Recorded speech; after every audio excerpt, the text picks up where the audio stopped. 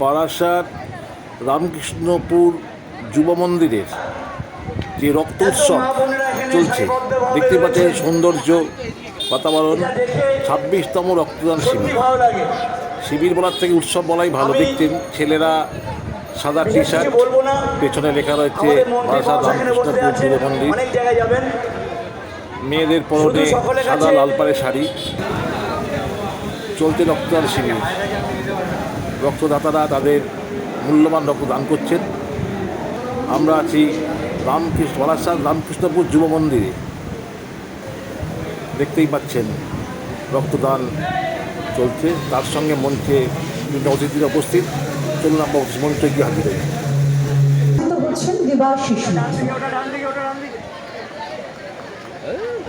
আমরা আন্তরিক শুভেচ্ছা এবং অভিনন্দন জানাই আজ ইচ্ছুক রক্তদাতা যারা আমাদের উপস্থিত আছেন। সুশান্ত মণ্ডল।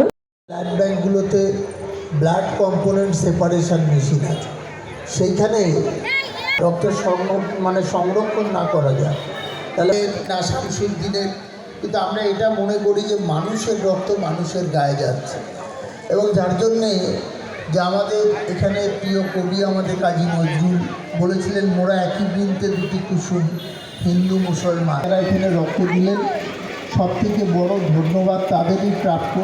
কারণ তারা যদি এখানে না আসতেন তাহলে এই রক্তদান শিবিরটা সফল হতো না। আর দ্বিতীয় কথা হচ্ছে যে অনেকে রক্ত দেননি।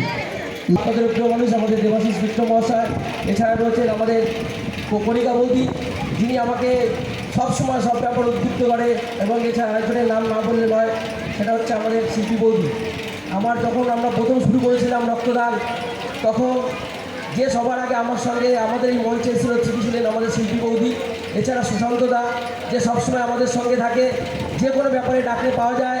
আর হালিমাদির কথা না বললে নয়, আমি রাত 12টাতে ফোন করলে তাকে পাই, এবং আমাদের ক্লাবের যে কোনো সংক্রান্ত ব্যাপারে তিনি আমাদের সাহায্য করেন। এবং সমরদা আমাদের মিরাজিপল্লী অঞ্চলে যে কোনো ব্যাপারে তিনি আমাদের সবসময় পান।